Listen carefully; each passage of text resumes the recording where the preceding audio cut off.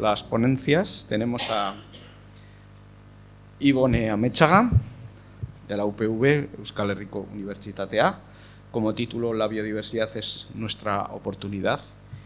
Y es la coordinadora de la Cátedra UNESCO sobre Desarrollo Sostenible y Educación Ambiental de la UPV y dirige el Grupo de Investigación, Gestión del Paisaje, Biodiversidad y Servicios Ecosistémicos desde septiembre de 2020, donde, basado en la biodiversidad y la distribución de funciones ecosistémicas en el territorio, desarrolla instrumentos para la identificación de acciones prioritarias que sirven para evitar o minimizar los impactos humanos en los ecosistemas, manteniendo y favoreciendo un paisaje resiliente que favorezca la salud y el bienestar de las personas. Al mismo tiempo, trata de desarrollar, junto con los técnicos de la Administración del Gobierno Vasco y la Diputación Foral de Vizcaya, herramientas de planificación y gestión que favorece el desarrollo de la infraestructura verde-azul a escala local y que favorece la adaptación al cambio climático y contribuye a la mitigación del mismo. Y, bueno, pues por otro lado también se encuentra investigando el impacto de las plantaciones de eucalipto en la biodiversidad y con diferentes métodos para la regeneración del bosque autóctono. Y, bueno, pues todo esto y todo un recorrido de investigadora. Bueno, eskerrik asko, benetan aukera emateagaitik oso arin joango naz. Gauza asko esan dira ja, komentatu dira, eta, bueno, postu naz, esan dut ikusi, la ordoa.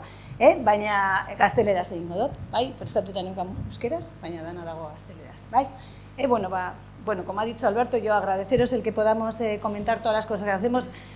Muchas de las cosas que ha dicho no voy a comentar, pero bueno, ya veréis, mis charlas siempre empiezan así. Con lo que vais a ver ahora, las empiezo siempre. Luego voy a cambiar a un tema que a mí me encanta, que creo que es una oportunidad, por eso la charla es la oportunidad, ¿no? Como he puesto el reto, oportunidad de la biodiversidad, porque creo que hablamos muchas veces de, pues eso, de la biodiversidad y que es muy importante para todo lo que nos han comentado, pero también es una fuente de innovación increíble, que es nuestra oportunidad para la sostenibilidad, o a ver si avanzamos más.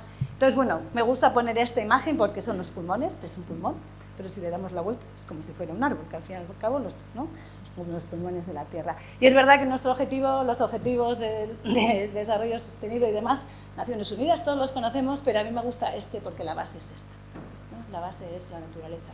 Podemos querer sociedad y economía, pero si no tenemos esto en buenas condiciones, como lo hemos visto, nos lo han estado contando, no podemos avanzar. Entonces, ¿en dónde vivimos? Te digo, esta la pongo siempre. La biosfera, si os preguntase cuántos son, la biosfera de tamaños 20 kilómetros, más o menos, ahí es en donde hay vida. Pero son como 6.000, 7.000 kilómetros lo que tiene de radio la Tierra. Y muchas veces nos olvidamos de eso, nos olvidamos de donde vivimos. Esta es la imagen que se hizo hace más de 50 años, ¿no? De la Tierra, la primera vez que los humanos vimos, ¿no? Así, la Tierra, y creo que es importante que no nos olvidemos de ella. Como tampoco me parece que es importante que no nos olvidemos de esto, antes también se ha hablado del agua.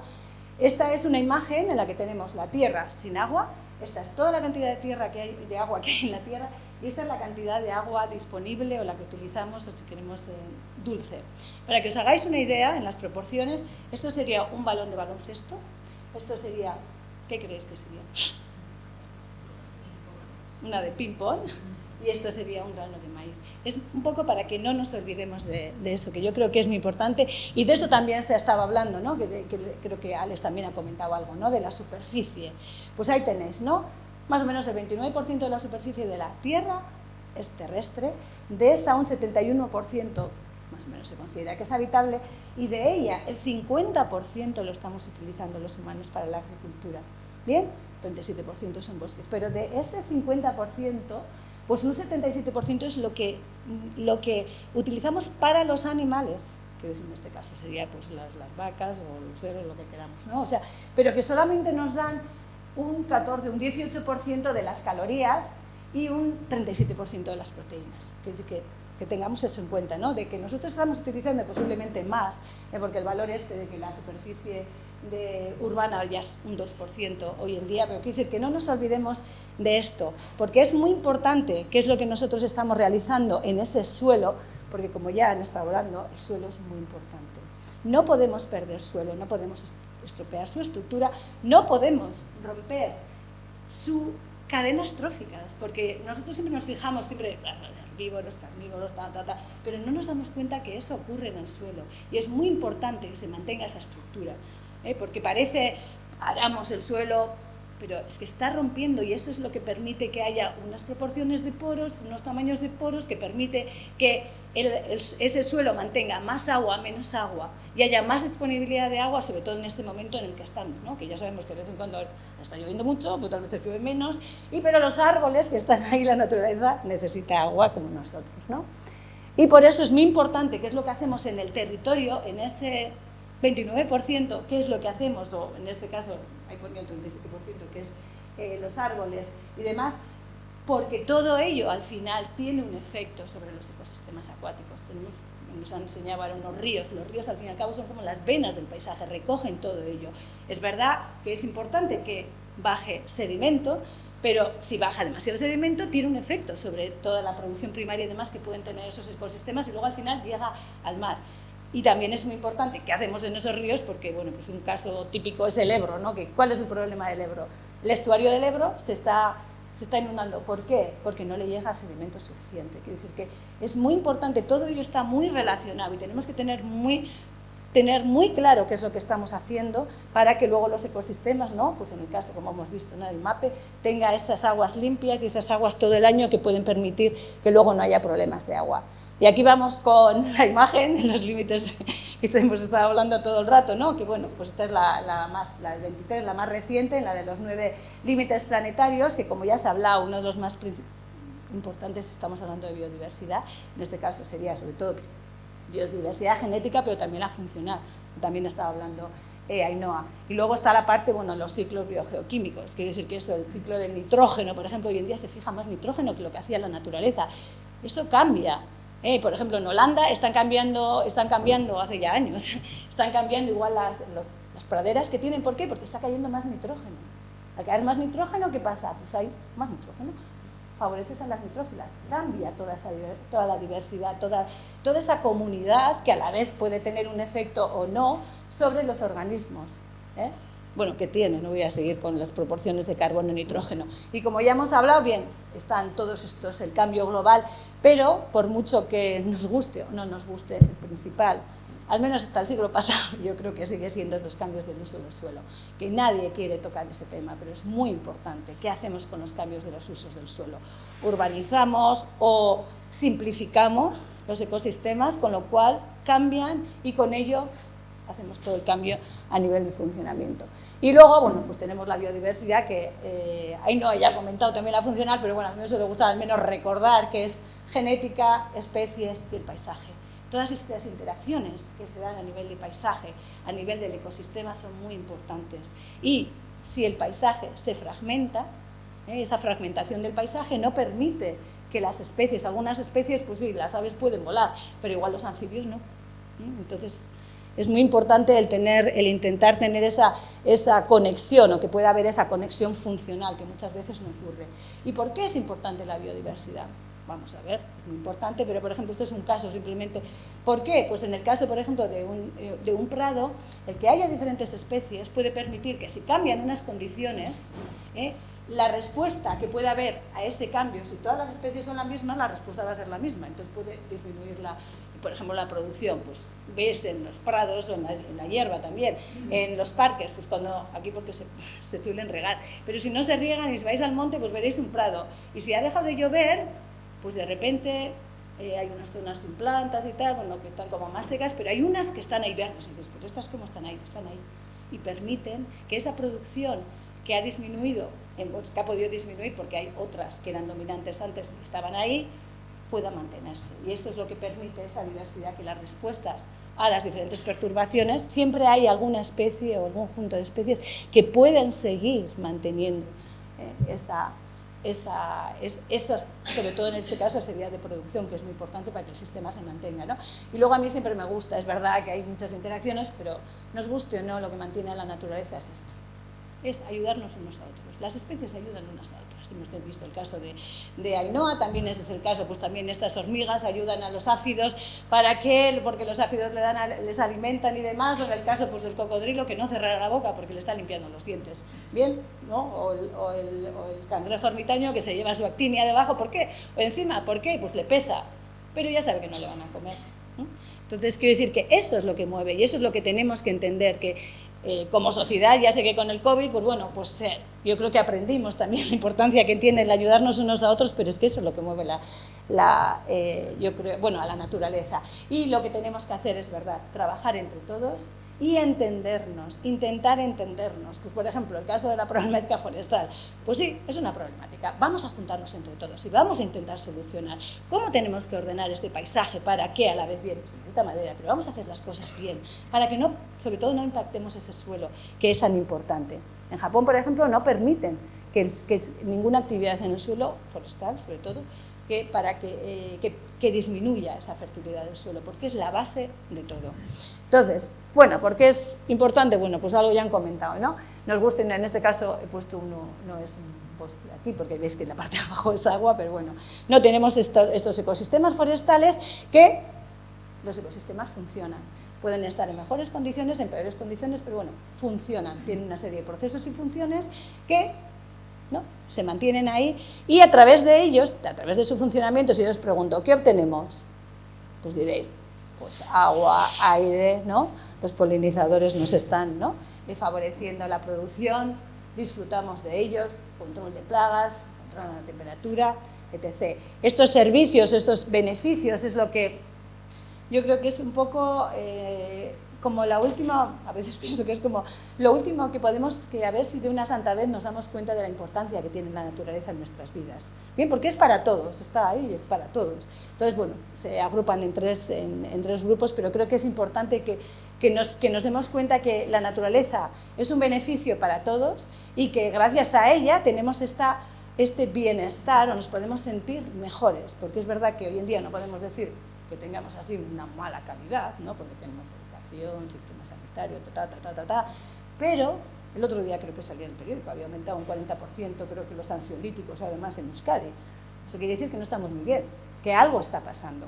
Bien, pues la naturaleza, bueno, por aquí habrá alguno de estos luego más adelante, veréis lo importante que es. Pero en todo ello, ¿no?, lo importante son la toma de decisiones. Depende, ¿no?, qué es lo que hagamos en esos ecosistemas, en ese medio. En ese medio lo que hace es que los sistemas funcionen mejor o peor y nuestro bienestar sea mejor o peor.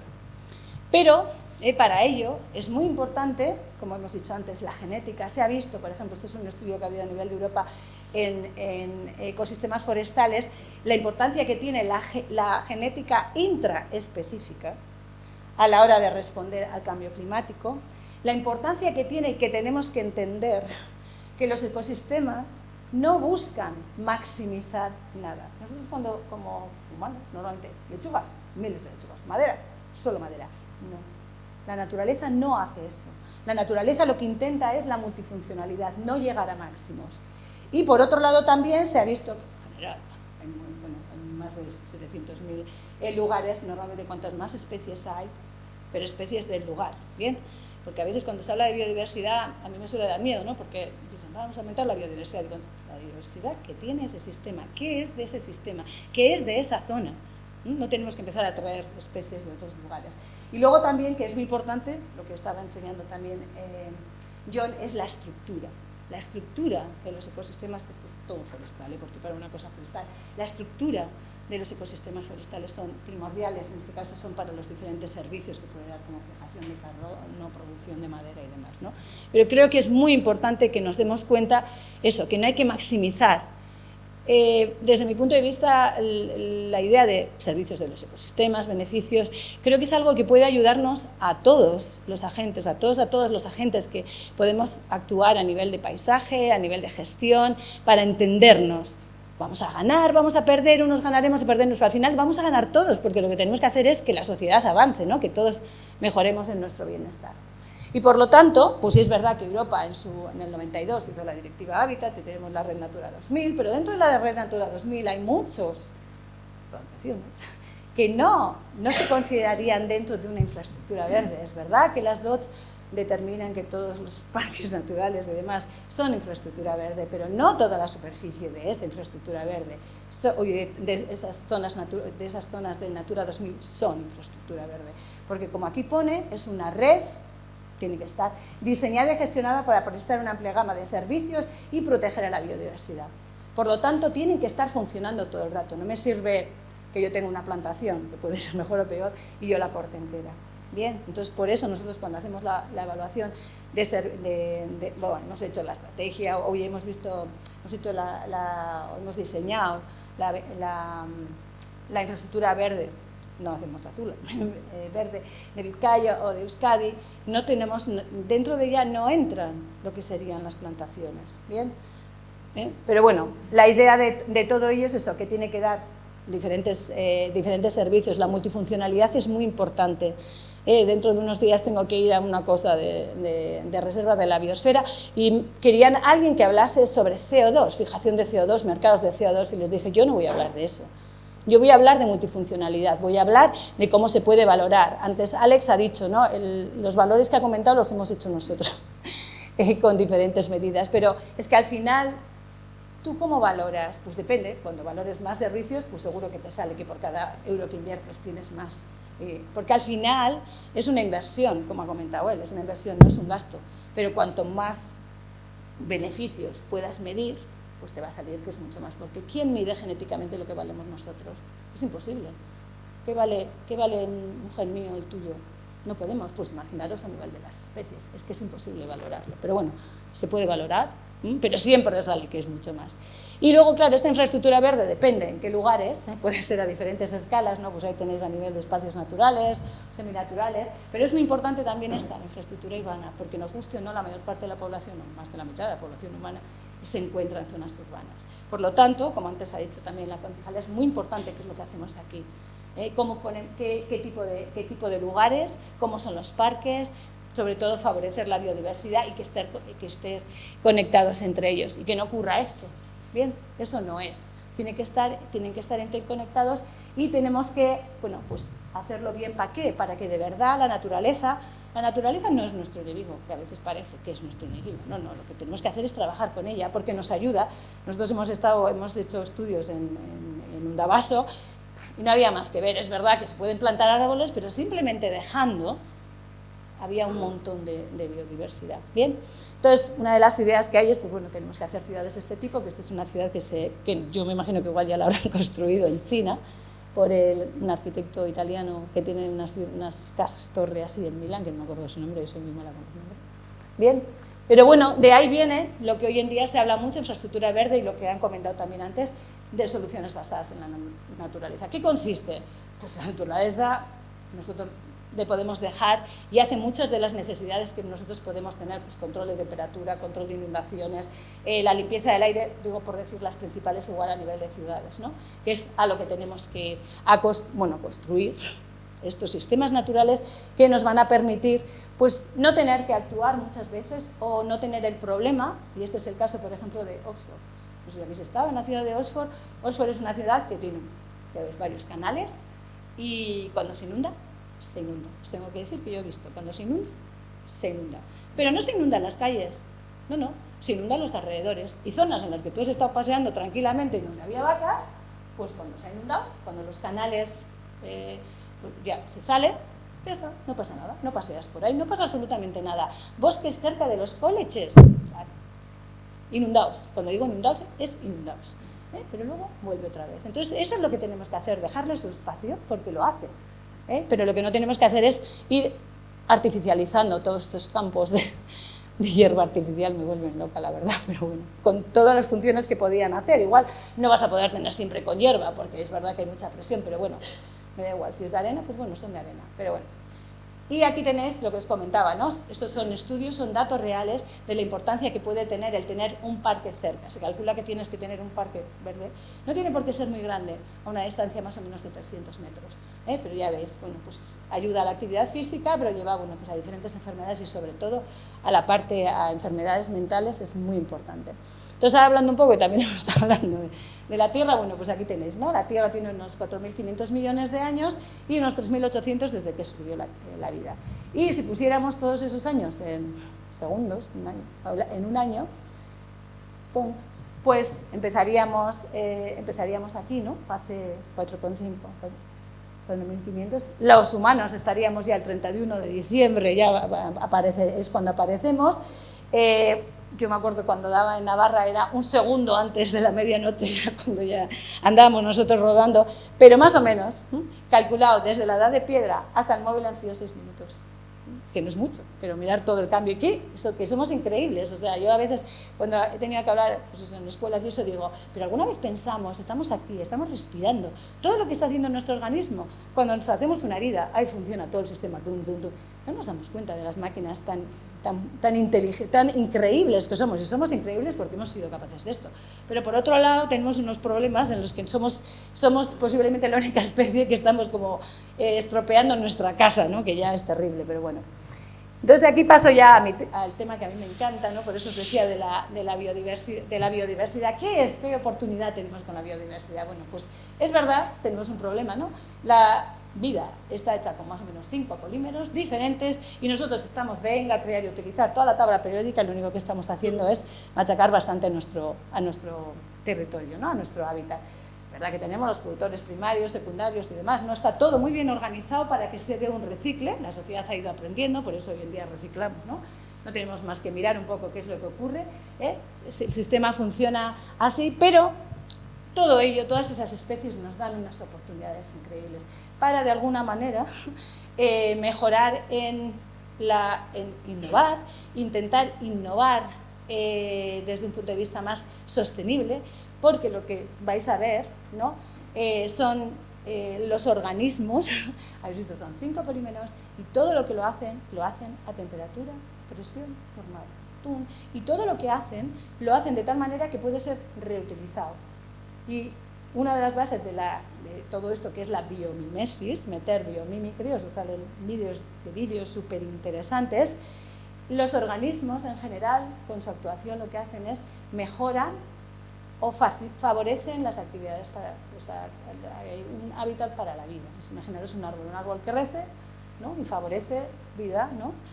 Para muchísimos organismos. Entonces, la biomimética lo que intenta es, inspirándonos, o puede ser en una dirección o en otra, como veremos ahora, podemos tener unos procesos de innovación en lo que puede ser, yo tengo, ese sería el caso, bueno, luego voy más adelante, este sería las semillas estas que se nos pegan, pero un ingeniero que paseaba con su perro, un ingeniero suizo que iba con su perro y dijo, uy, se me pega esto, se le pega, voy a mirarlo, me miró en el microscopio y hoy en día es el velcro. Que cuando él lo presentó la primera vez, dijeron todos, está loco. ¿Pero qué pasó? Que la NASA lo utilizó para los astronautas cuando estaban fuera, porque claro, no podían sujetar entonces, y eso es lo que hizo que poco a poco avanzara. Pero puede funcionar al revés, ¿no? El que queríamos volar y se pueden copiar los diseños como se han copiado en los aviones hoy en día. Por eso está esta web, si queréis alguna vez, asknature.org, que tiene un montón de soluciones o de actividades que tienen los animales y que también pueden ser plantas, que pueden ser utilizados. De tal manera que, ¿cómo es lo que deberíamos de pensar, o si nosotros queremos innovar? Es la función y la estrategia, que es lo que nos lleva un poco la biología con el diseño. O sea, no queremos, yo quiero que algo ocurra, quiero llegar a algo, una función, pero no quiero pensar cómo puede ser la próxima, sino que tengo que pensar qué es lo que yo quiero. Y la pregunta es, ¿cómo lo hacen los organismos? ¿Cómo lo hace la naturaleza? Por eso lo que tengo que hacer es estudiar, observar y entender cómo funcionan. Y esto es algo que se está utilizando mucho en los STEAM, todo esto del STEAM en Estados Unidos, y que, bueno, lo presentamos, lo dieron como bonga en el gobierno más con una cosa que dieron, pero creo que es muy importante, por un lado, para acercar a los niños y niñas a la naturaleza, pero yo creo que también a nosotros, porque muchas veces quiero decir que les ponemos el peso en todos los niños y niñas, todos los que están estudiando ahora, pero los que tenemos que saber somos los gestores, porque ahora somos los que nosotros tenemos que estar gestionando este paisaje para ellos, ¿no? Para las próximas generaciones. Y muchas veces decimos, no, educación ambiental, digo, pues están súper educados ambientalmente. El gran problema es que posiblemente nosotros hemos perdido esa deseducación o nos hemos perdido y no nos damos cuenta que cualquier actuación que hagamos en nuestro trabajo puede tener un efecto, ¿no? Y tenemos que pensar en ello. De tal manera que nosotros lo que tenemos que hacer es identificar funciones, que es así como hacen, ¿no? Identificar funciones. Entonces un ejemplo que se puede utilizar es, nosotros queremos proteger la cabeza, ¿no? Entonces tendríamos que pensar, ¿dónde ocurre eso en la naturaleza? Yo me acuerdo cuando la primera vez que estuve en este tema, y me acuerdo que había un ingeniero de Estados Unidos que comentaba, tenía un alumno que quería trabajar, investigar sobre amortiguadores. Y él tenía la idea de la biométrica y digo, a ver, ¿dónde hay amortiguación en la naturaleza? De la misma manera, ¿cómo puedo proteger esto? ¿Cómo proteger la cabeza? ¿Hay algún animal que se protege la cabeza porque no para de darse golpes? El pájaro carpintero, o puede ser también los carneros, ¿no? También, ¿no? Bueno, en este caso vamos a utilizar el pájaro carpintero. Bien, el pájaro, entonces tenemos que buscar en la naturaleza. Entonces, tenemos aquí el pájaro, a ver si le puedo dar al vídeo, a ver si se ve, ¿no? Ya está funcionando, ¿no? Entonces, ¿para qué? No sé si se oye. El pájaro carpintero pega, y pega 12.000 veces al día, pero no le afecta a su cerebro. ¿Bien? Tiene diferentes, pero es para que veáis, ¿no? Que es una pasada la fuerza que tiene. Lo que más reciente están mirando hoy, ¿qué es lo que hace? ¿Qué es cómo lo hace, ¿no? Porque lo de los cascos, sé que en alguna vez se ha intentado copiar el casco con las conchas de los caracoles, sé que se han utilizado, pero en este caso, lo que parece ser que la base, lo que permite al pájaro carpintero no machacarse el cerebro es que tiene un cerebro muy pequeño. Lo tiene muy pequeño. Luego tiene el cráneo, la parte de fuera es más densa que la interior, y parece ser que luego tiene unos músculos que le ayudan. Por otro lado, también es muy importante que el tiempo que pega es muy pequeño, o sea, pega y saca. O sea, pega. Y en cambio, comparado con si nos damos un golpe, nosotros nos damos un golpe y luego nos cuesta levantarnos. No, lo hace muy rápido y luego además lo hace como de refilón, aunque no parezca, y eso hace que no se dañe su cerebro. Bien, entonces quiero decir que ese tipo de ideas, de pensamientos, por eso lo que tenemos que hacer es biologizar y preguntar cómo hace la naturaleza lo que nos queramos preguntar, cómo la naturaleza captura CO2, mantiene la temperatura, la fricción, adhiere, quiere decir que un bosque, un árbol, no lo he puesto, ¿no? Pero un árbol lo que está haciendo se va mandando información. Cuando hablan de internet, digo, pues internet hay en un bosque. Los árboles están continuamente mandando información, sustancias, liberan sustancias, y a nivel también de las raíces, ¿no? Todo el internet que hay de las micorrizas y demás. Porque la naturaleza lo que hace es, ¿no? La función se adapta, ¿no? Ay, espera, ¿qué ha pasado aquí? ¿Veis, no? Los diseños no funcionan en todos los lugares. Bien. Por eso tenemos que inspirarnos. Entonces voy a poner unos ejemplos. Este es el Crystal Palace, que fue para mí la exhibición de 1851. El gran problema que tenían era, entre todos los problemas, era cómo sujetarlo. Y había un ingeniero que era jardinero, además un jardinero que luego se hizo muy famoso, que se fijó en la hoja del loto. La hoja del loto, o del loto, además de que se autolimpia con las gotas de agua y demás, porque por la estructura que tiene una estructura de nervios que fue la que lo copiaron, para que las placas de cristal no se cayeran, que era muy difícil. Pero bueno, ese fue como el primer, si queréis, de biomimesis. Este es el del velcro, que os he comentado antes. Luego también, este es increíble, a ver, este no está utilizado como tal, pero me parece, el vídeo no lo he traído, pero seguramente el otro día en la radio ya sí he oído hablar de ella. Esta es una araña que se pasa toda la vida bajo el agua, pero vamos, respira como nosotros, Bueno, respira como nosotros quiere decir que necesita el oxígeno y demás, con sus tráqueas y así que tiene por ahí. Y entonces, ¿qué hace? Crea una tela de araña y va trayendo, el vídeo no lo he puesto, va trayendo, tiene los pelos que tiene en las patas y en el abdomen, en la parte de atrás, son hidrófobos. Entonces, lo saca, solo el abdomen, no coge agua, pero coge aire, lo trae y lo suelta a la burbuja. Y esa burbuja, además de que puede hacer un intercambio con el agua, vive ahí. Y ahí lo único que hace es se alimenta, sale fuera, coge el organismo que quiera, lo captura y luego se lo come ahí. Es increíble, hay bastantes vídeos. Pero esta es otra en la que están utilizando, los libélulas. Las libélulas, bueno, tienen todo un sistema para saber controlar muy bien cómo se mueven en el aire, pero luego además también deben de tener las escamas o la superficie que tienen de las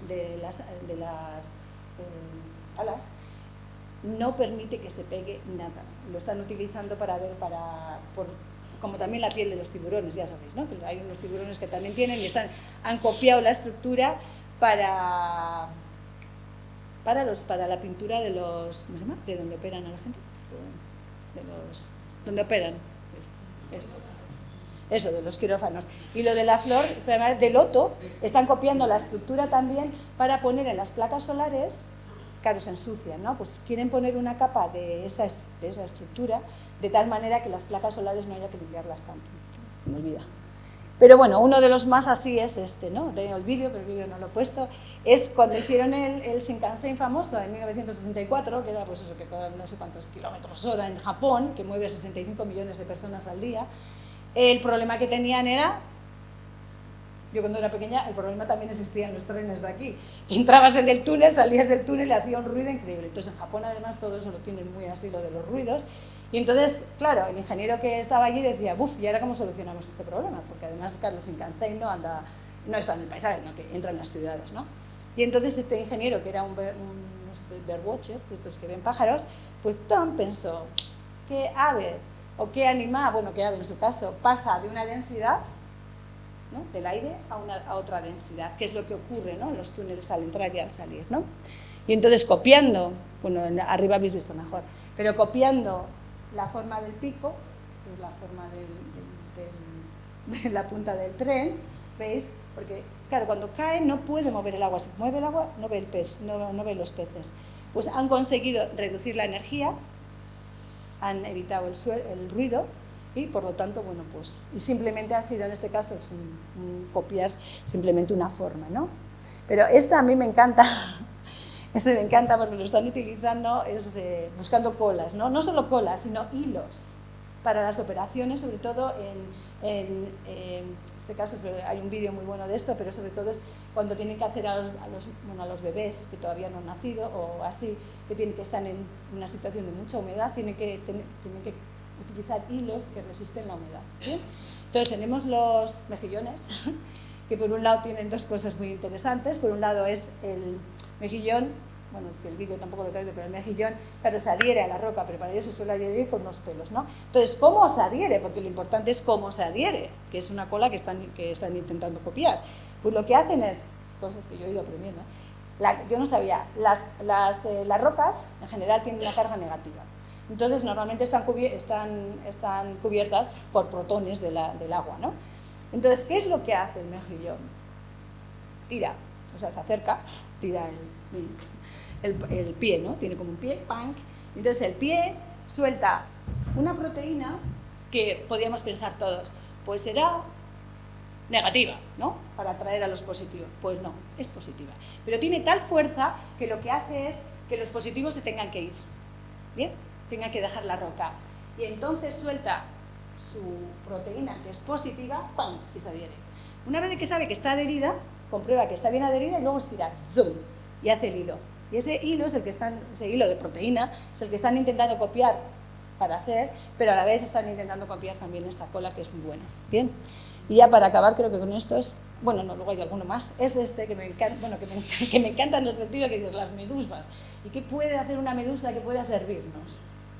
Bueno, pues están utilizando el sistema que tienen las medusas para capturar el alimento, ¿no?, todo lo que hay, para capturar las células cancerígenas en la sangre. ¿Ven? Que a veces pensamos, ¿no? Y dices, pues sí, lo están estudiando, ¿eh? No me lo estoy.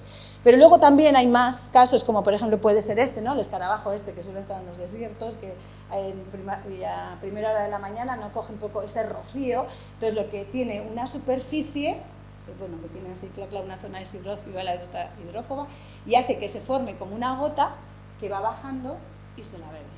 Basándose en esto, hay unas empresas que han creado, bueno, aquí tenéis el dibujo, ¿no?, cómo va bajando la gota, y diferentes empresas que han creado este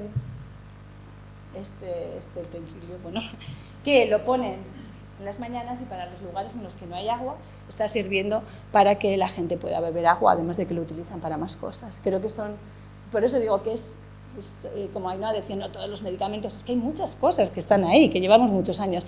Y luego también, no sé si muchos voláis mucho en avión, pero antes los aviones, normalmente las alas acababan así. Hoy en día acaban así o tienen incluso una varillita así. Eso que, bueno, se lo han copiado sobre todo de los búhos, pero ¿qué es lo que consiguen con eso? Que la rotación del aire, que normalmente ocurre cuando se va un avión, por eso no pueden salir aviones cada minuto, sino que suelen esperar 2 minutos porque se forman mucho turbulencias. A la vez de que forman la turbulencia, hacía que los aviones los tiraba hacia atrás, entonces tenían que gastar más energía. Bien, entonces simplemente haciendo esto, ¡pum!, es verdad que han aumentado un poco, ¿no?, la superficie, con lo cual es más peso, con lo cual puede ser más gasto, pero a la vez ahorran porque ya no tiene el problema de que eche para atrás, ¿no?, y además permite que no forme tantas turbulencias y a la vez, bueno, pues permite que si se quiere pueden salir más aviones a la vez, pero bueno, han conseguido ahorrar bastante, simplemente mirando. Y ya siguiendo con los bosques, este es de una charla que vi muy interesante de Biocities, ¿no?, de los árboles, que comentaban y decían hasta el siglo XVII-XVIII la humanidad sobre todo vivía de la biosfera, pero ahí fue cuando poco a poco pasamos a la geosfera, ¿no?, a utilizar, pues podía ser los minerales para hacer los minerales de hierro o para hacer acero o simplemente ya los combustibles fósiles. Bien, pero en un árbol se puede conseguir todo, de tal manera que en Japón hace ya unos años construyeron un coche, este coche está hecho de lignina, que pesa mucho menos que los coches actuales y además las pilas, porque es un coche eléctrico, las pilas, que creo que el grafeno es muy importante para las pilas de los coches eléctricos, lo han podido hacer también con productos de los bosques. Bien, o sea que... Y ya no sé cómo voy, yo creo que ya me tendría que callar. No, bueno, este es no sé si empezará, pero este es los hongos y la descomposición. Estas son unas empresas que están investigando, mientras hablo, que vaya el vídeo. Ah, no, pues no va. Esto es un esto, ¿no? Que van contando que eso, la idea es cuando cae un árbol, al final todo se descompone, ¿no? Pues eso mismo lo están utilizando diferentes, cogiendo suelos con diferentes hongos, de tal manera que para encontrar qué hongos son capaces de descomponer o para poder reutilizar, pues pueden ser cualquier producto, porque es verdad que en un bosque pues los huesos, cualquier cosa se descompone, ¿no? Pues lo que están haciendo es investigando eso, entonces lo que hacen es poner, pues me da igual, aunque sean productos contaminantes, los ponen con una capa de tierra y ven qué hongos son capaces de hacerlo para intentar acelerar esa descomposición, sobre todo fijándose en todos los escombros que se producen al año. En Estados Unidos se producen más de 600 millones de toneladas, que es el doble de lo que se produce de desechos urbanos, por decir. Bien, entonces por lo tanto hay muchos ejemplos, este también, bueno, ¿no?, el de las semillas como caen, o luego también, el gecko, ¿no?, para las colas, pero en Tanzania, en Nairobi, ya han hecho un edificio en el que copia un poco cómo son los nidos, de las termitas, porque las termitas no se llegan a calentar para que el edificio sea más sostenible. Y bueno, pues esto es justo encontraba hoy, es un artículo del 21 de Nature, creo que es, en Nature, en el que veis todos los diferentes diseños, algunos yo ya os he hablado, que hoy en día se están haciendo basándose en ello. Lo que pasa es que sí es verdad que la base detrás de la biomimética es ser más sostenible, pero también socialmente.